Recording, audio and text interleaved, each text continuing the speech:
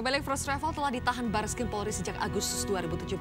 Polisi pun telah menyita sejumlah aset milik pasangan suami istri itu yang ternyata telah menjadi jaminan hutang untuk investornya. Diperkirakan First Travel yang berhutang lebih dari 1 triliun rupiah itu hanya memiliki aset berjumlah 40 miliar rupiah.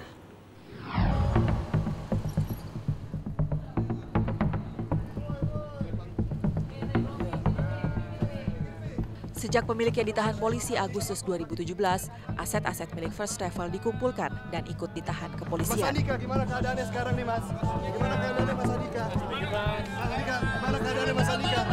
Sehat-sehat. Namun hasil penghitungan kepolisian menunjukkan ketidakseimbangan antara jumlah utang First Travel dengan aset yang dimilikinya.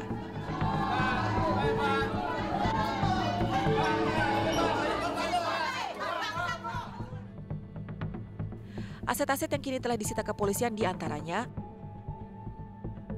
5 unit rumah, 5 unit mobil, 8 unit kantor, serta 50 rekening tabungan. Namun sejumlah aset yang dimiliki First Travel itu rupanya juga telah dijadikan jaminan kepada para investor-investornya. Seperti rumah yang berada di kawasan Sentul, Bogor, Jawa Barat, hingga kantor pusat yang berada di kawasan Depok, Jawa Barat. Lalu apakah First Travel tetap berkomitmen bisa memberangkatkan jemaah jika aset yang dimiliki hanya 40 miliar rupiah?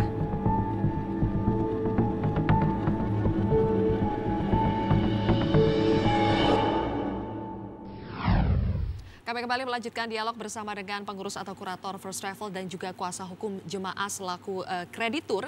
Pak Kiki, kita lanjutkan kembali. Sekarang sidang pidana dari First Travel ini akan berjalan juga. PKPU berjalan. PKPU sudah hampir menemukan putusannya. Tapi di satu sisi yang pidana ini masih terus berjalan. Nah, apakah nanti ini tidak akan berbenturan, Pak? Kalau secara berbenturan sebenarnya ini masih bisa berjalan linear. Artinya pidana jalan, PKPU jalan. Artinya kan pidana dia mempertanggungjawabkan perbuatan pidananya, sedangkan PKPU kan tanggung jawab perdatanya. Nah, makanya terkait dengan nanti jikalau sudah ada putusan pengesahan perdamaian homologasi, pasti akan diminta oleh kreditur First Travel harus melakukan reorganisasi perusahaan. Misalnya akan perubahan direksi, misalnya akan direktur pelaksana. Karena apa? Untuk melaksanakan proposal itu nggak mungkin dengan Andika dan Anissa yang berada di tahanan. Dalam penjara, ya. Itu pasti harus reorganisasi perusahaan, menunjuk operasional perusahaan, termasuk tim yang tadi menyiapkan. Apakah itu bisa dilakukan, Pak? Ketika nanti misalnya putusan dari pidananya adalah mereka harus dipenjara sekian tahun, atau nanti putusan untuk soal penyitaan aset-asetnya akan dilelang atau seperti apa? Kalau misalnya masih bisa, kan begini, PKPU itu kan restrukturisasi hutang yang dilindungi hukum, yang dimana mengikat semua kreditur. Mengenai aset memang betul, ini ada aset sita pidana yang harus menunggu proses hukum inkrah. Paling tidak begini, bisa dikatakan bahwa jaminan aset kan sebenarnya ada meskipun tidak mencukupi. Dan jika kalau dia melaksanakan untuk proses memberangkatkan dan termasuk misalnya skema-skema tadi dia tunaikan baik kepada vendor, misalnya investor segala macam, sebenarnya bisa saja. Mas Anggi, dari sekian banyak proses yang bisa diambil, ada PKPU, perdata dan pidana, mengapa jemaah ini memilih untuk mengajukan PKPU terlebih dahulu dibandingkan yang lainnya? Karena proses PKPU itu memang sudah diatur dalam Undang-Undang 37 tahun 2004.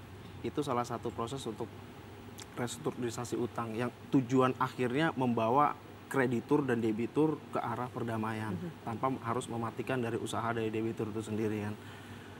Prinsipnya awalnya kita menerima beberapa tagihan dari klien-klien kita itu, kita pikir ini bisa diselesaikan dalam ranah perdata khusus kan, yaitu dalam hal ini PKPU kan. Sehingga dengan waktu itu kita langsung mengajukan permohonan PKPU, yaitu ada 46 kreditur kan. Waktu itu baru 46 ya? Iya, 46 kreditur. Akhirnya kita masukkan permohonan PKPU itu, pas beriringan jalan sidang itu ternyata ada rentetan kasus-kasus yang lainnya. Izin dicabut, laporan pidana masuk, owner langsung ada penangkapan terhadap ownernya itu kan. kita sebelumnya masih belum bisa menduga wah ini pasti nanti akan jadi complicated kan di sana kan. Ya akhirnya dikabulkan dan oleh ini proses majelis. yang lebih paling cepat sebetulnya ya di antara Paling yang cepat. lain untuk mengembalikan hak-hak dari Paling cepat. yang dihutangi. Iya, karena memang sekarang hubungan antara jamaah dengan first travel itu kan sebenarnya hubungan utang piutang kan. Dia first travel itu nggak bisa menjalankan kewajibannya untuk memberangkatkan. Ya kan, seharusnya dia bisa memberangkatkan, tapi dia nggak bisa memberangkatkan, sehingga itu udah dimaksud utang kan. Saat dia tidak bisa memberangkatkan dan kita sudah pernah menegur dia, disitulah jatuh temponya kan. Sehingga itu bisa masuk menurut kami ke ranah proses PKPU. Yang diinginkan para jemaah yang Anda wakili itu semuanya mau diberangkatkan? Iya, semuanya mau diberangkatkan, awalnya seperti itu. Walaupun ada beberapa bagian juga yang dia mau refund kan. Cuman kalau misalnya nggak ada proses PKPU ya dia mau kemana gitu. Mau ke proses pidana kan nggak mungkin kan, seperti itu. Pak Kiki, apa yang akan terjadi kalau misalnya sekarang kan kita mungkin sambil tampilkan grafis ya, kita tampilkan grafis ini adalah hutang first travel. Kalau misalnya di tengah perjalanan ini ada lagi kreditur yang muncul, ada lagi jemaah yang mendaftarkan dirinya sebagai kreditur, masih bisakah? Kalau dari segi kewenangan pengurus, karena pengurus ada time limitnya, memang pengurus tidak bisa menerima tagihan lagi karena batas terakhir kan H-2 dari rapat verifikasi, di mana rapat verifikasi telah dilaksanakan pada tanggal 27 September. Tapi dalam rapat tanggal 27, debitur sudah menyampaikan bahwa jika ada kreditur yang ketinggalan, yang belum mengajukan tagihan, bisa tetap mengajukan ke debitur. Cuman nanti karena sifat PKPU atau pilot adalah kreditur harus aktif mendaftarkan, kreditur yang belum mendaftar ini posisinya tetap di bawah kreditur yang sudah mendaftar. Artinya ketika misalnya nanti ada pemberangkatan maupun refund, posisi mereka belakangan karena memang sifatnya aktif. Kita sudah mengumumkan sejak 29 Agustus 2017 di 2 harian berskala nasional. Harapannya pada waktu itu adalah memenuhi unsur publisitas karena kita sudah menyampaikan termasuk jadwalnya. Tapi ternyata memang masih ada yang tertinggal. Karena informasinya masih ada sekitar ribuan ya? Iya, ribuan. Ribuan jemaah yang belum mendaftar menjadi kreditur. Itu masih bisa, tetapi tadi kalaupun nanti jadi diberangkatkan, mereka akan menjadi giliran yang terakhir. Dia akan masuk ke debitur langsung. Oke, ini kita lihat bersama-sama hutang first travel.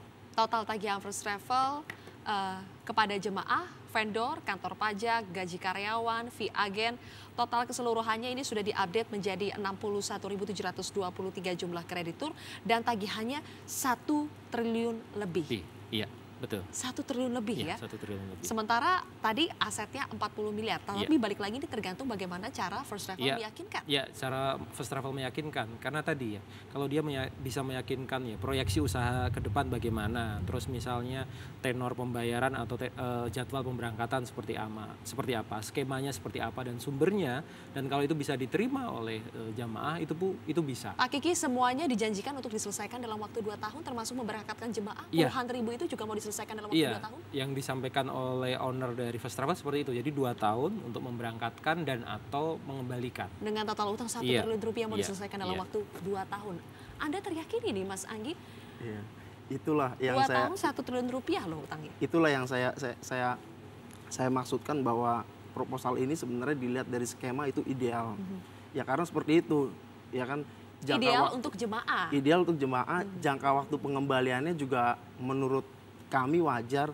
Cuma yang kami masih belum yakin sekarang ini, kira-kira dia di depan sana itu nanti bisa nggak gitu loh. Di depan sana ini maksudnya seperti apa?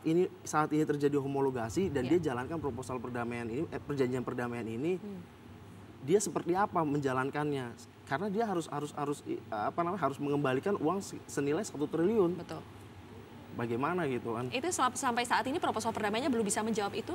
Belum bisa menjawab itu. 6 sampai 12 bulan waktu pemulihan mau ngapain saja itu belum terjawab? Belum bisa menjawab itu. Kecuali kalau dia itu perusahaan dalam arti dia masih berjalan.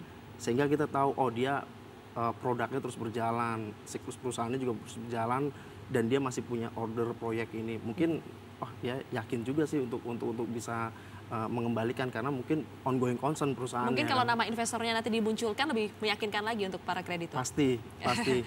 Sampai dengan saat ini beberapa dari klien-klien saya itu nyatakan bahwa saya inginnya damai saja karena kalau nanti pilot, waduh bagaimana nanti pengembaliannya, nanti bisa diberangkatkan nggak nih kita, bisa ini nggak, seperti itu loh, banyak pertanyaan nanti bagaimana asetnya apanya gitu. Nah, tapi satu sisi kalau misalnya ya udah damai, mereka berpikir nanti bisa nggak dijalanin perdamaian itu. Jadi sebenarnya masih dilematis mereka itu kan.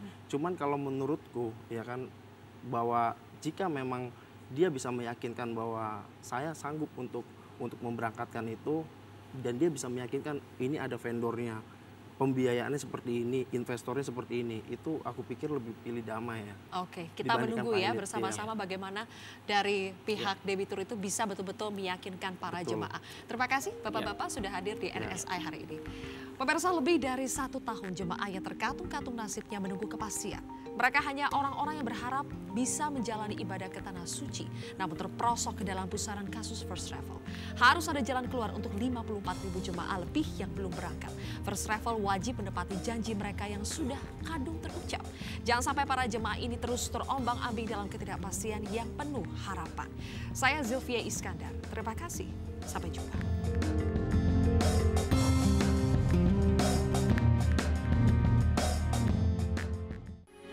Metro TV, knowledge to elevate.